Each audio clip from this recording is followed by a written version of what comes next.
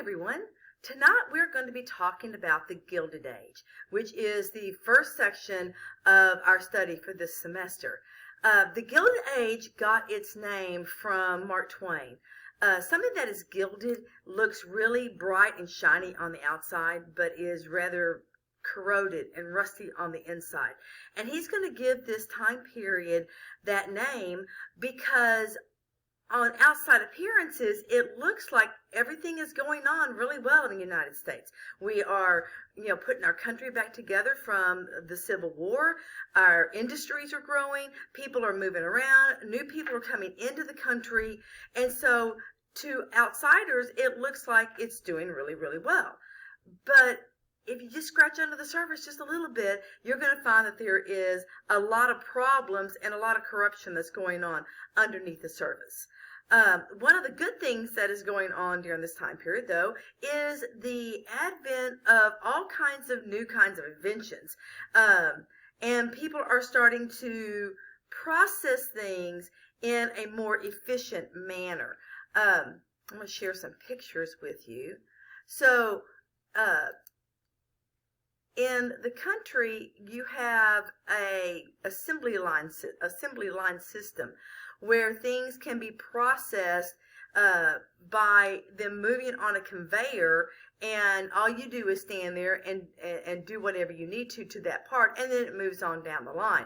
And so if you've ever watched the TV show How It's Made or Factory Made, then you may have seen how fast some of these factory systems can work. But they're also going to employ a lot of children and young people. And so you can see in some of these pictures that, these boys are probably 9, 10, 11 years old. This young lady right here may be 10. And so it's going to require a lot of labor force, which is going to include a lot of child labor. Now, this is all based off of something called economies of scale. Economies of scale is the more things you make, the cheaper it is to make it. And so this mass production is going to create a lot of items, but at the same time, it's going to be able to produce them at a cheaper rate and therefore be able to offer them at a lower price where more people can buy them. Some of the new inventions that are going to, and processes that are going to come along, are going to have to do with industries that are going to develop. We have oil that's going to be found in Titusville, Pennsylvania, in this time period. And so this particular oil field up here, that's in Pennsylvania. It's going to be just a little bit before they strike oil in Texas with Spindletop, but that is on the horizon as well. Oil is going to change a lot of things. It's going to go from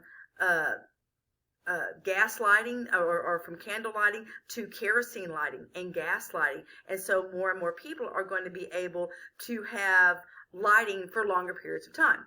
The sewing machine is going to be something that is going to come on the scene where you can now have the ability to buy clothing off the rack that is already made instead of having to buy bulk cloth and be able to, just cut it out and sew it by hand yourself. The Bessemer process, where they learn how to make steel instead of just using pig iron or cast iron. The Bessemer process is going to make huge difference in things because now we can make steel that is going to allow us to build buildings skyward. And that's why tall buildings are called skyscrapers, because to the people back in this time period, they didn't realize that buildings could get that tall. Most buildings before this time were only about, maybe 4 stories high, because that's the maximum amount of weight that the wood could withstand by building that high. With steel, you can build them as high as you want. I think the World Trade Center, before it was attacked, was 110 stories, if I'm not mistaken. So with steel, that's going to cause America to move upward. It's also going to allow us to lay steel rails for the railroad. It's also going to cause things to be able to build stronger, like bridges and things like that. The telephone. Alexander Graham Bell is going to get credit for the telephone because he beats the other guy that had the same idea to the patent office by about 2 hours. And so that's why Alexander Graham Bell gets credit for the telephone. But that's going to allow us to have mass communication. Now, the telephone back in the day didn't work the same way it works today. Most people were on something called a party line. And so there would be several households on one phone line, and so it rang in everybody's house, and you could pick up and listen to somebody else's conversation.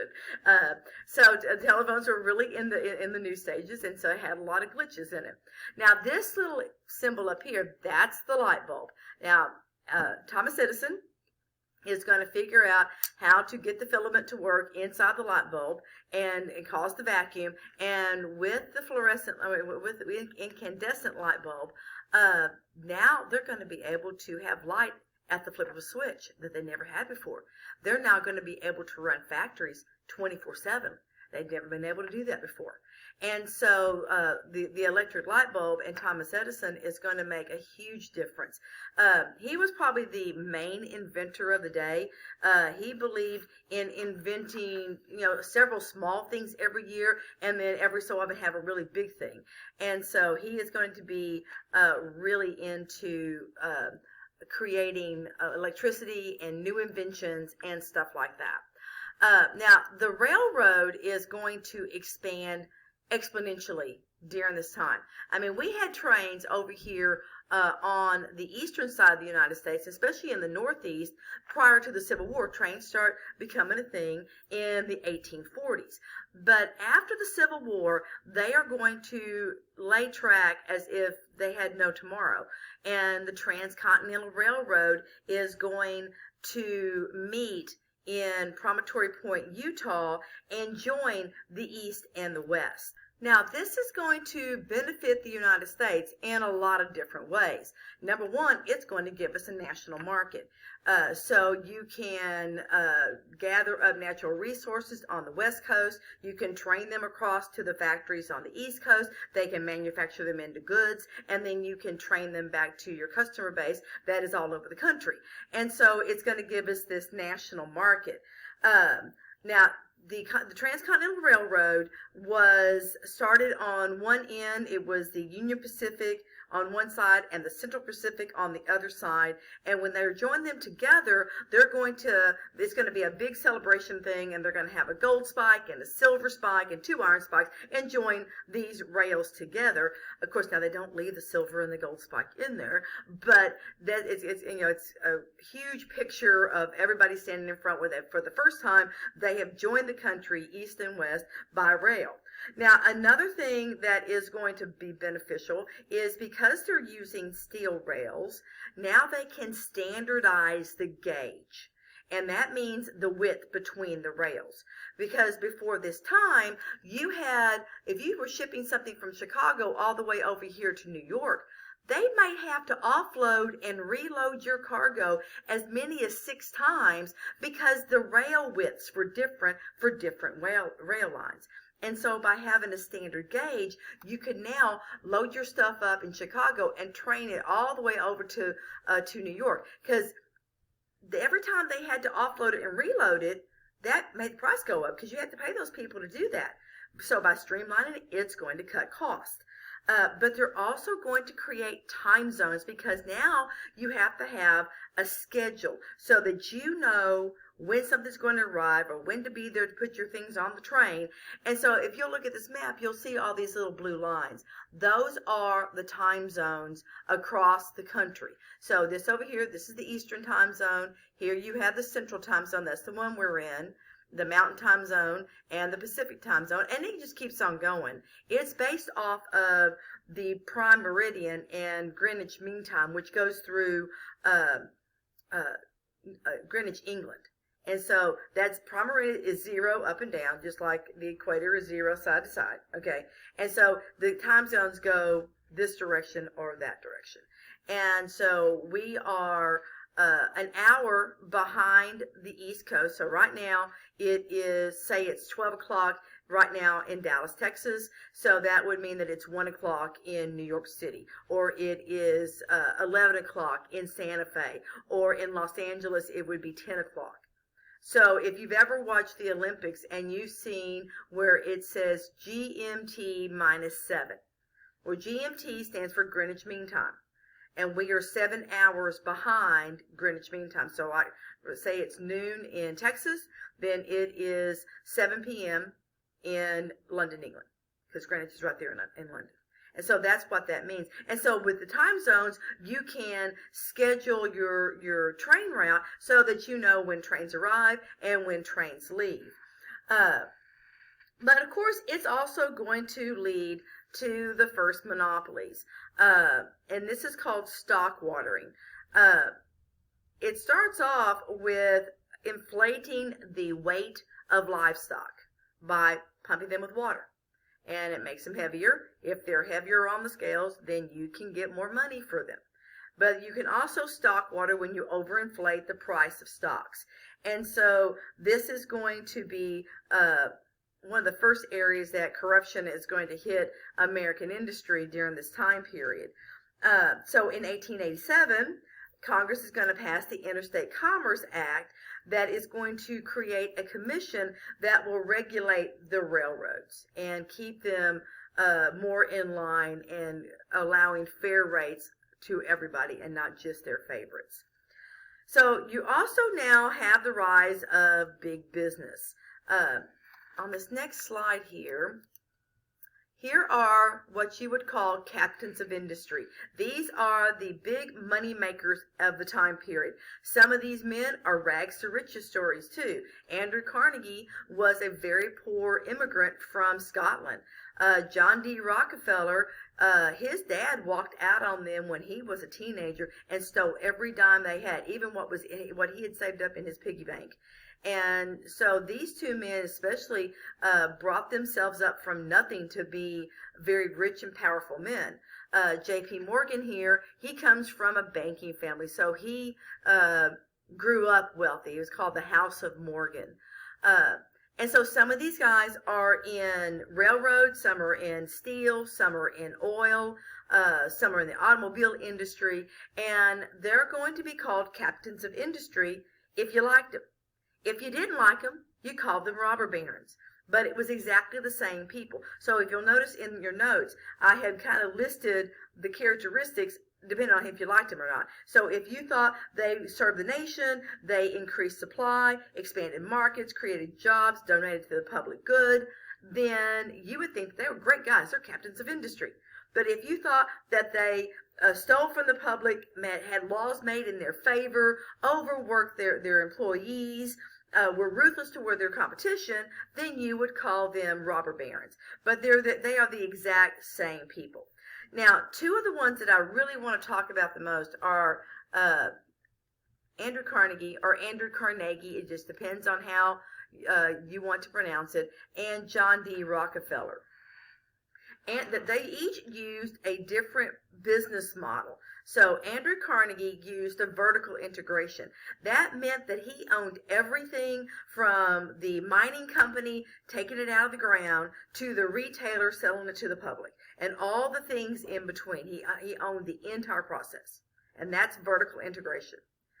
And for John D. Rockefeller, he did horizontal integration. He owned Standard Oil Company, but he had the controlling interest in everything that fed into his company.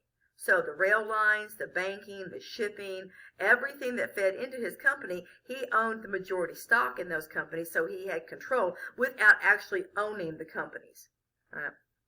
Now, Carnegie Steel Carnegie, after a time, will get tired of all of the ins and outs of running this business and some other tragedies that happen along the way. I'll get to that when we start talking about some of the strikes. And so eventually he will sell Carnegie Steel to J.P. Morgan, and J.P. Morgan will change the name of it to U.S. Steel. And it will become the first billion-dollar corporation in the United States. It is still an ongoing corporation today. It is considered blue chip stock, and so it's still around today. J.P. Morgan gets, he gets his start in banking, but he will be brought in to regulate the railroads as well as the banks. He is very good at this. That's because his dad taught him from a very young age how to manage money, how to make more money with money that he already had, and those types of business tactics. Cornelius Vanderbilt is in shipping and railroad. And then Jay Gould was in railroads and finance as well. Now, these are the top names when you're talking about the big industry names during this time period. Now, a lot of the success of these guys is going to be built off the backs of the workers. So I'm going to share this cartoon with you. These are your millionaires of the time period. So you've got Vanderbilt up here, Jay Gould's up here, a few of the others. And if you'll notice all this under here, you see all these workers who are propping them up. Basically saying that the rich are being made that way off the labor of the working masses. And because of where this cartoon is situated is towards the water, they're also indicating that a lot of these workers are immigrants that have come to this country. And so it's not portraying the millionaires in a favorable light. As you're looking at political cartoons, because you're going to see a lot of them this semester, a political cartoon is an opinion that is expressed in a drawing. They are not usually meant to be funny. Sometimes they are if you agree with the point of view. You can find them, amusing. But most of the time, they're trying to get across a political point. And so what they're saying here is that these robber barons are cheating the system. Now, a lot of this is based off of something called social Darwinism. And social Darwinism was based off of the theory of Charles Darwin of the survival of the fittest, which means that the strong will survive and the weak will be weeded out. And that's going to be applied across business and across society. So strong businesses survive, the weak businesses should fall by the wayside, and they really wanted the government to stay out of controlling business and corporations. It should rely only on supply and demand. This is known as laissez-faire economics, where that's French for let it do, and the government doesn't have a whole lot of regulation on what's going on in corporations. They're also going to use the scientific theory of management, and that is going to be a time analysis study done by Frederick Taylor. He's going to go into these factories with a stopwatch, and he's going to time how long it takes to do all these different tasks. And it's going to create these very formal, tight-running factories based off the clock. And so, therefore, the worker is going to just become another cog in the wheel. There's going to be this total separation between management and the worker, and the workers are going to become just fodder for the machine. And you're going to wind up with a lot of what you have are the haves and the have-nots. So I've given you a picture here in this next slide. So the haves would live in luxury, and the have-nots would live in squalor, because that was all that was available. Now, one of the earliest business reforms is going to be the Sherman Antitrust Act that they're going to pass in 1890, trying to control the monopolies that have been created at this point. So the Sherman Antitrust Act prohibits combinations or monopolies in restraint of trade. And so they're trying to keep these big corporations that were inhibiting competition and running out the little guy from having so much power. But they didn't put any kind of enforcement into it. And so what's going to happen is that it's really going to hurt the unions instead of busting up the monopolies. So you're going to have workers that are going to come together and form unions, trying to get corporations to look at their needs and be more responsible to their employees. So one of the first ones is the Knights of Labor. And the Knights of Labor were first headed by a guy named Terence Powderly. And this particular union took in everybody. They took in skilled, unskilled, men, women, all different minorities. And so they welcomed everybody. The other one of huge note is the American Federation of Labor, this one over here. It was formed by a guy named Samuel Gompers, but it only took in skilled craftsmen. So it was a craft union. So that would mean that it only had white males in it. Another one would be the American Railroad Union that was headed by Eugene V. Debs, and this one was for railroad workers. And then you have the International Workers of the World, the IWW, and they were a more of a socialistic type of labor union. Their nickname was the Wobblies, and so I could remember this one because of a toy that was popular when I was a kid that just came out again here just a few years ago, and they were called Weebles, and Weebles were about this big, and they had a little rounded bottom, and you couldn't knock them over, so the commercial were Weebles wobble, but they don't fall down, and for some reason that's how I can always remember the Wobblies. But the main thing that all these labor unions want is better pay, better hours, and safer working conditions. I mean, and if you look at how these factories run, they can be very, very dangerous to work in. Let me go back up to this picture up here that I showed you at the very first, and look at these guys. I mean, these are children. This guy here is in his bare feet, and they're working in this fast-moving machinery. Children were used a lot to unjam the machines because they were small and they were nimble and they could get up in there. But they would come back with missing fingers or arms. Sometimes they would fall in and get killed. And so that was one of the dangers. But some of the boys worked in the coal mines, and they would suffer from the same things that the men would suffer from working in the coal mines, and that's called black lung. They didn't have masks to wear and breathing apparatus, and so they would breathe in the coal dust, and it would stick to the linings of their lungs and cause something along the lines of emphysema. The same thing would happen to these little girls right here, because this is thread, and it spins really, really fast, and it creates what's known as thread dust. And so they would get what they call white lung, because it would stick on the, as they breathe it in, stick to their lungs and cause something along the lines of emphysema. In England, some of the little girls worked in something called the match factories, and their job was to put the striking end onto the match. So that's that little yellow tip that's on the top of a match.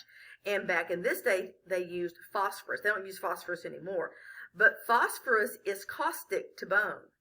And as they did this day after day, the phosphorus would start eating away at the bone structure in their face. And it would cause what was known as phasejaw, where their faces would sag because they would not have any bone structure. They would eventually die because it would move back and eat the bone structure in their neck as well. So the conditions in these factories and in the mines were very unhealthy, and so that's why the workers were trying to get better conditions. Well, the management wasn't listening very well, and so there is going to be a series of strikes that are going to happen during this time period. The first one that's mentioned in your notes is the Great Railroad Strike of 1877. The B&O Railroad, that is the Baltimore and Ohio. Yes, it's the same one that shows up on the Monopoly board. And it has cut workers' wages for the second time by 10% again. So that means they've 20% over the two cuts. And so they're being made to work longer hours for less money. And so they're going to go on strike. And it's going to turn ugly. And they're going to wind up setting about $5 million in property on fire. The management can't get it under control. They're going to call in help from the federal government. They're going to send troops, and that's going to break it up. The next one is the Haymarket riot in Haymarket Square in Chicago. It's just a big open area, and they, the Knights of Labor were having a rally, having a march. Well, some anarchists get into this, and a bomb gets thrown into the mix, and a bunch of police officers get killed. Well, yeah, they're going to arrest the anarchists, but they're going to arrest a lot of these Knights of Labor, and Knights of Labor are going to get blamed for all this, although they had nothing to do with the bombs going off. And so it's going to make unions look really, really bad. And so that doesn't help any. By the time we get to 1892, Andrew Carnegie has gone to Scotland for a vacation. And he has left his second in command, Henry Frick, in charge of Carnegie Steel. And Andrew Frick he's ruthless. He is an actual, when you think robber baron, think of Henry Frick, because he is ruthless. And he is going to not listen to the workers. He's going to ramp up production. He is going to use a lockout to prevent strikes. So he's going to lock any kind of workers that don't want to work. He's going to lock them out. And so they're going to go on strike. And the big Homestead strike is going to turn really ugly. Because Frick is going to call in the Pinkertons, which was a detective agency back during this time period. Today, I think it's an armor car company. But back in the 1800s, it was a detective agency. And a shooting match is going to break out, and a bunch of workers are going to get killed, and it's going to make Carnegie look horrible. They're finally going to bring in military protection. But people are going to start associating unions with violence. And you may not understand this at this point, but most people don't like violence. I mean, we like to watch it from a distance. If it's happening over there, that's why we go to boxing matches. That's why in high schools, kids will crowd around to watch fight. But if it starts spilling over onto you, you back up. And so if there's a fear of getting hurt, then people will stay away from it. And so people are going to start staying away from unions. The last big one I want to talk about is the Pullman strike. Now, Pullman cars are those very fancy train cars. If you have seen the movie Murder on the Orient Express, or if you have seen Wild Wild West with Will Smith, those really fancy train cars that look like they're little living rooms inside the train car, that's a Pullman car. So they come with a whole staff of a butler and a bartender and a maitre d' and all these kinds of things. And so Pullman, not only did they hire workers, they also gave them living quarters at the time was a reasonable rent. But times got tough. Pullman's going to reduce workers' wages by 25%, but not reduce the rent. And so it's really going to be a double whammy for these workers. And so they're going to go out on strike. They're going to call in the ARU and ask them for help. And it's going to get ugly.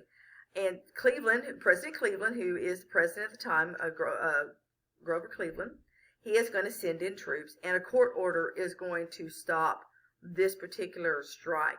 And so union gains are not going to happen for the next 30 years. They're going to decline in membership over the next 30 years because of all of the violence that has gone on with workers trying to get attention as far as hours and pay and working conditions. Now, you also have got a reform movement going on, trying to clean some of this up. Some of your earliest reformers are going to be your purity crusaders. These are ones that are going to go against immoral behavior, prostitution, gambling, all those different kinds of things. And so they're trying. It's called vice, and so they're trying to clean up society. And this right here is Anthony Comstock. And so it's going to be one of the first laws that's going to prohibit obscene or porn type of literature being sent through the mail and stuff like that. Now this guy over here, this is Charles Sheldon. He writes a book called In His Steps. And it's basically a book about what would Jesus do. And walking the walk instead of just talking the talk. And so these are going to be some of the ones who are going to start the process of trying to fix some of the ills of society. Now, another thing that's going on, so we talked about the rise of cities and the rise of industry and inventions, but you've also got people that are going to be headed west. And of course, a lot of that has to do with the availability of transportation now. You can ride the train west or get on a stagecoach and go west, and it's a lot faster and a lot safer. But there's also things that are going to attract people to go west. So there's something called push and pull factors. Push factors are things that make people want to leave. So the overcrowded cities, the corruption, the too many jobs, too many workers and not enough jobs. So that's going to be things that are going to push people away. And then pull factors are going to be things that are going to attract people to come that way. So one of the first things that's going to attract people is cheap land. In 1862, Congress is going to pass the Homestead Act, which is going to offer 160 acres on the Great Plains for about $30. And all you have to do is live on it for 5 years and improve it in some fashion. So building a soddy on it like that would improve it. Now, this is also a soddy. Yes, that's a cow up there on top. If you were lucky and you built your soddy against the hillside, then that gave you one wall that was made out of dirt instead of what the soddies were normally made out of. Soddies are made out of bricks that are clay or dirt and hay or prairie grass and cow manure. So because cow patties are flat. And so they're going to use those for building materials. They're going to use them for fuel. And yes, your sod house is going to smell. But they had to do it this way because there were no trees on the Great Plains. When you crossed the Mississippi River at this time, all you saw for as far as you could look from horizon to horizon was prairie grass. And prairie grass is very long rooted. It is wind resistant and drought resistant. And that is important to remember.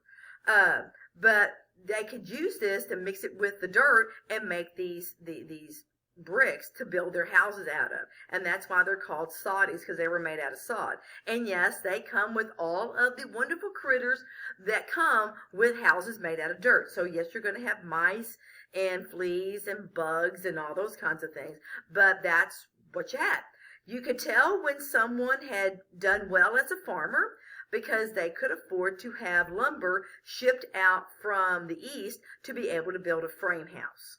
But there are going to be people still in the 1930s that are living in these soddies out on the Great Plains. Now, the soil out there is pretty nasty. You don't get a lot of rain. It's not always a real fertile soil. And so they're going to use a system known as dry farming technique. And they're going to start plowing up all of this prairie grass and planting wheat and corn were the two big things. They also will plant hay and soybeans and field peas and stuff like that. But mostly it was wheat and corn. And this is going to be a place where they're going to be in competition with other groups, like the Native Americans, as well as the cowboys that will come along here in a minute. In 1889, you're going to have the Oklahoma land rush, where you get the nickname Boomer Sooners. The boomers were the ones who waited for the cannon to go off and went out and staked their claim for whatever land they wanted. The Sooners were the ones that snuck in early and got the best land. And so that's where the Boomer Sooner thing comes from. But that's where they're going to start giving away the land that they had given to the Native Americans back in, the 1830s for as long as the rivers ran and the sun shone and the wind blew. If you've ever heard the term Indian giver, it comes from the American government giving things to the Native Americans and taking them back whenever they found something they wanted there. So if someone's an Indian giver, they had given you something and they're taking it back.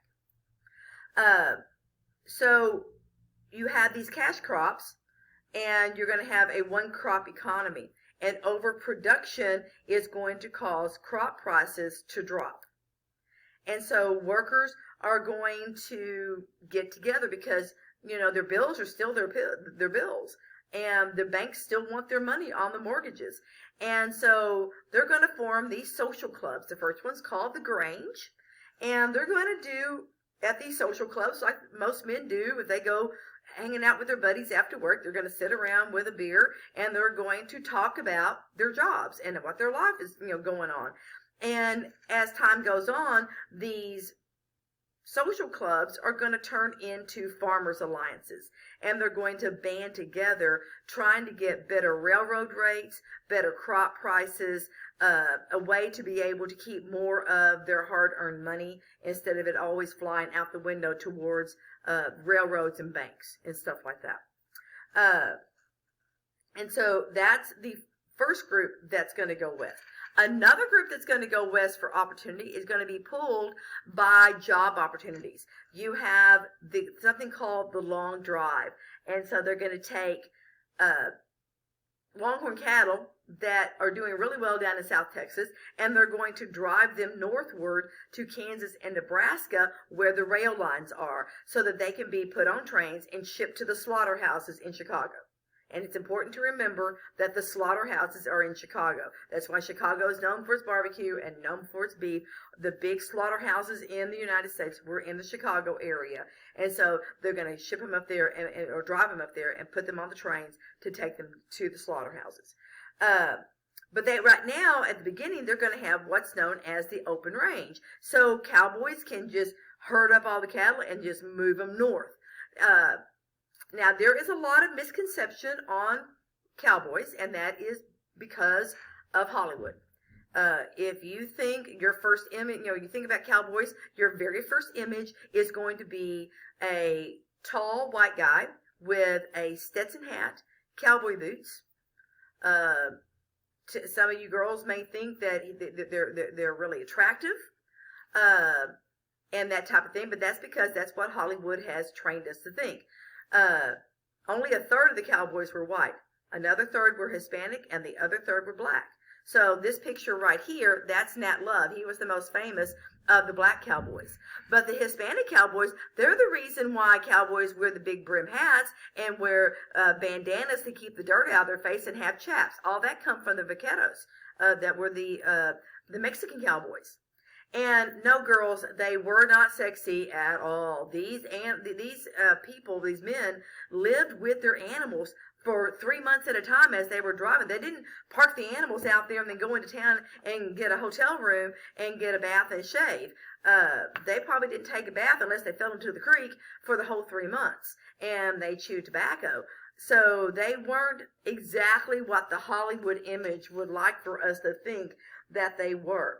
Now, one of your most well-known trails is going to be the Chisholm Trail that goes from South Texas straight through Fort Worth and on north. So that's why you have the Chisholm Trail tollway over in Fort Worth. That's why you have the stockyards over there. And that's why the nickname for Fort Worth is Cowtown, because it was a major cattle center during this time period. And then you also have got the miners. Now, men are going to go west looking to find riches, and they're going to start in the 1840s and carry on all the way. Well, you still have people searching for gold. If you watch the TV show Gold Rush, there's still people trying to find gold in Alaska and gold in the Bering Sea and all over the place. And so the miners are going to go west, and one of the first big loads is going to be right here. It's the Comstock lode. It's just east of San Francisco, and that's why San Francisco becomes a boom town, because they find gold in their hills, and they find the Comstock lode in 1849. That's why the football team is called the San Francisco 49ers. Okay, just like Pittsburgh is the center for Carnegie Steel and the steel industry, and that's why that football team is known as the Pittsburgh Steelers. And so you have all these men that are going to go west trying to find their fortune in gold. Very few of them do. Most of if they find any gold at all, they find just enough to be able to feed themselves from one day to the next, because they're not really going to ever become really rich. So a lot of the traffic starting off is going this way. They're going to California. But in the 1870s, they find gold up in the Klondikes, way up here in Alaska. And so they're going to start heading this direction, and you're going to have the Alaska gold rush, the Klondike gold rush, in the 1870s. The benefit to finding all this gold is going to stabilize the United States Treasury and allow us to go back to using specie instead of fiat money. So specie is gold and silver. It's hard money. Fiat money is paper currency, and it's based off of whatever value the government says it has. Okay, so being able to find all this gold is going to allow the government to resume using specie instead of fiat money.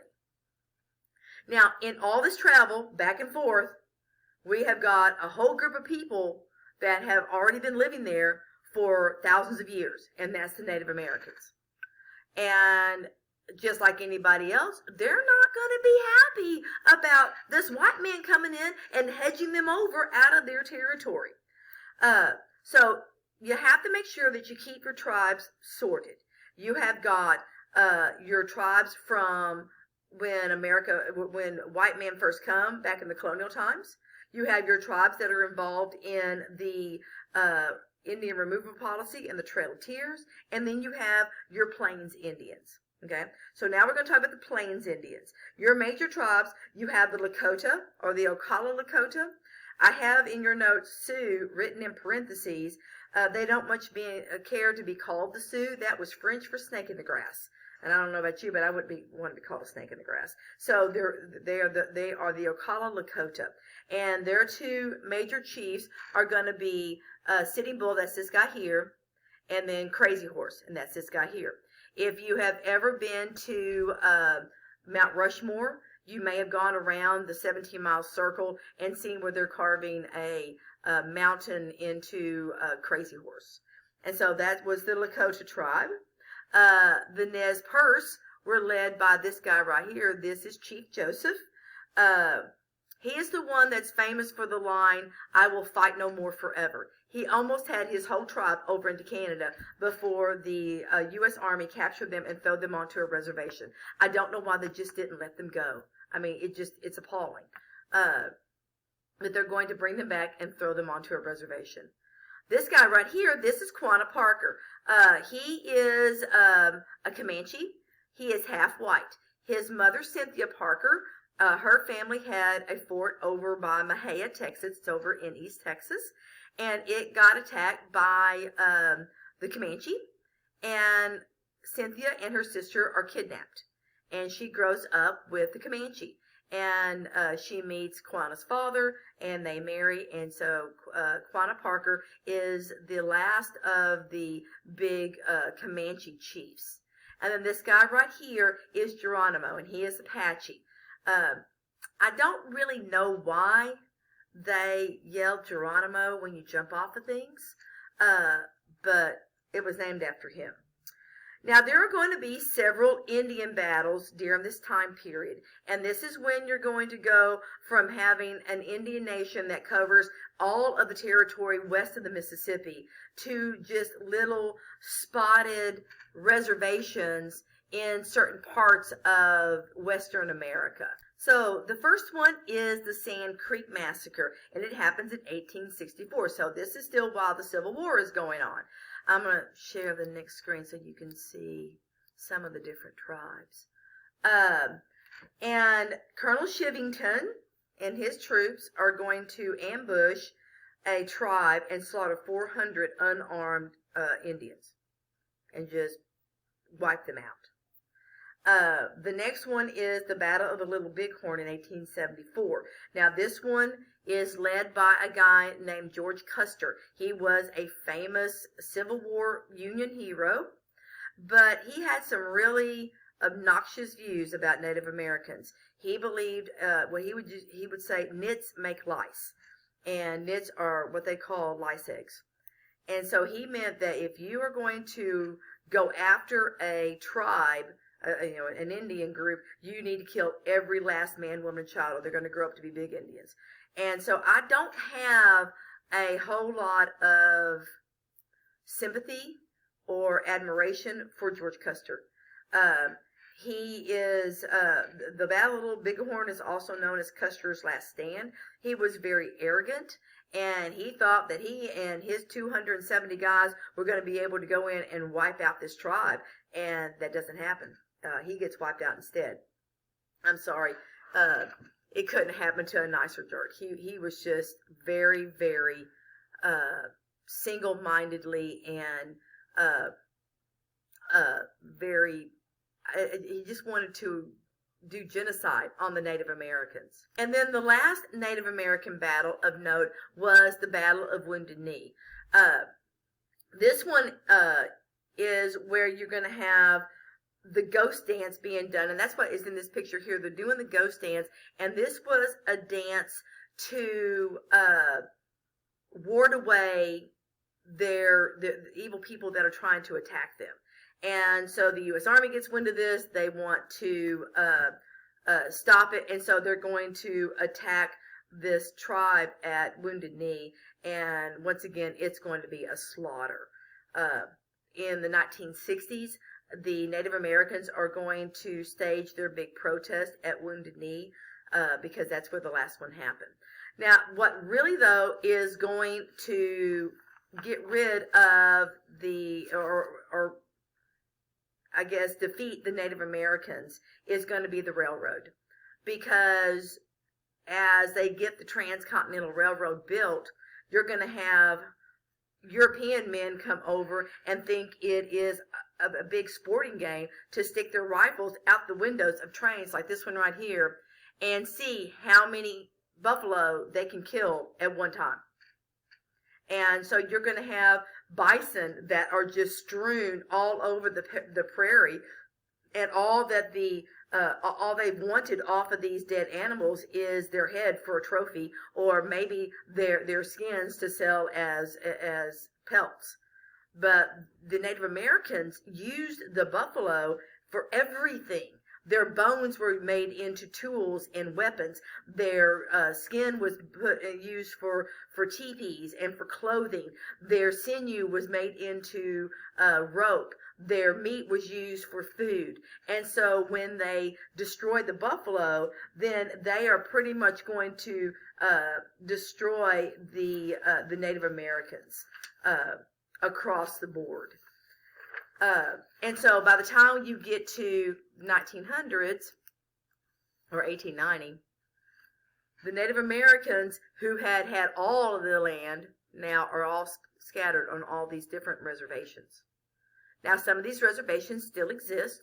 If you ever go to the Grand Canyon, I suggest going up on the eastern side of the Grand Canyon and go in on the eastern side towards the south rim, because there are Navajo tribes up there that sell their crafts and their goods in these little spots on the way in before you get into the Grand Canyon area. And so everything you buy from them goes directly back to their tribe. I'm a very firm believer in buying local and buying small business instead of big corporations, because I just think it benefits the people that most need the benefit. Now, moving on to politics in the Gilded Age, you have got a series of presidents that are basically not part of the no-name presidents. So we can go through them fairly quick because not a whole lot happened. There's a little bit for each one of them.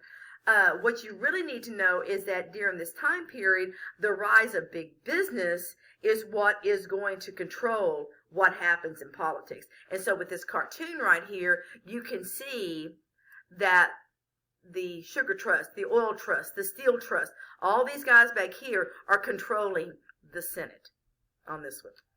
So Ulysses S. Grant gets elected in 1860. I think that's the time frame. He is president for 2 terms.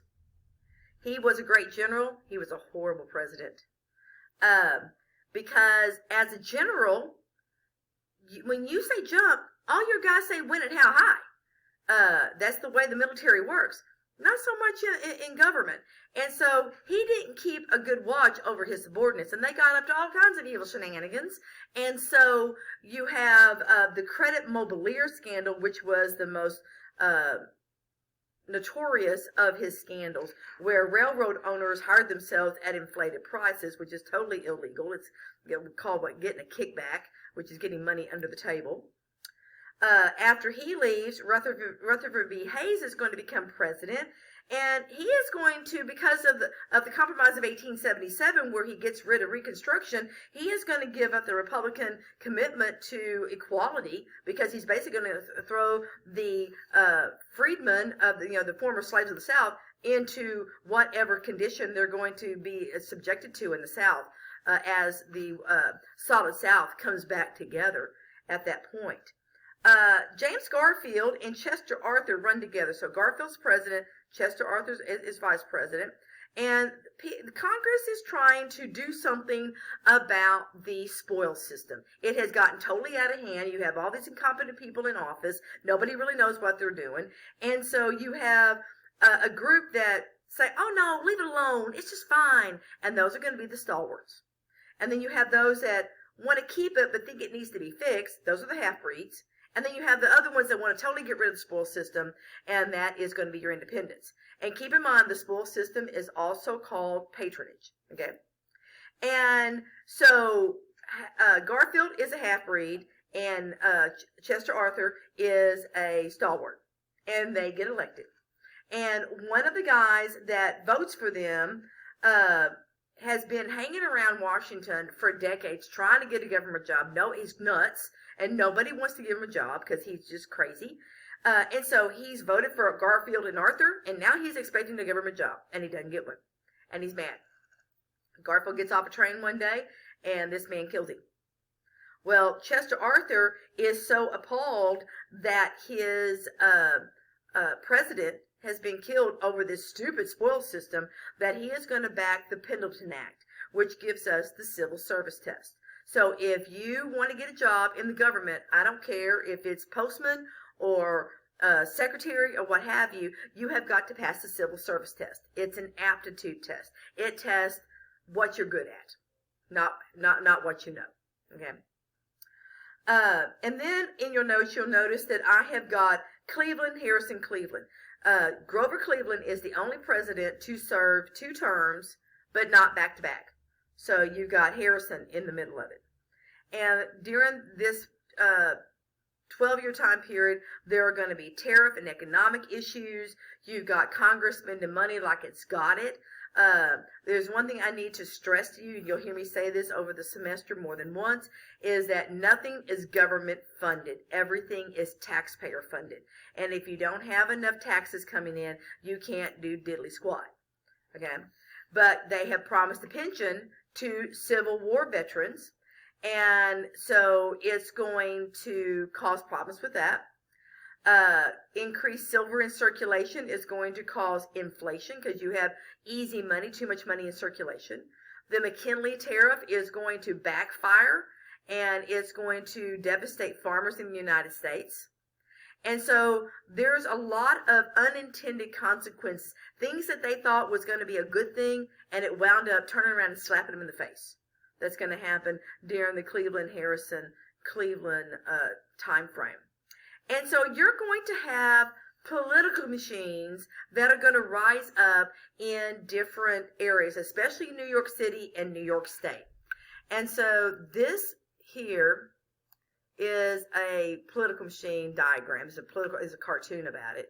This is Boss Tweed. He was the most well-known of the political bosses. And he was over Tammany Hall, which was the most well-known and most controlling of all the political machines. It starts in the 1870s. It's still controlling New York State politics in the 1920s and 1930s. Okay.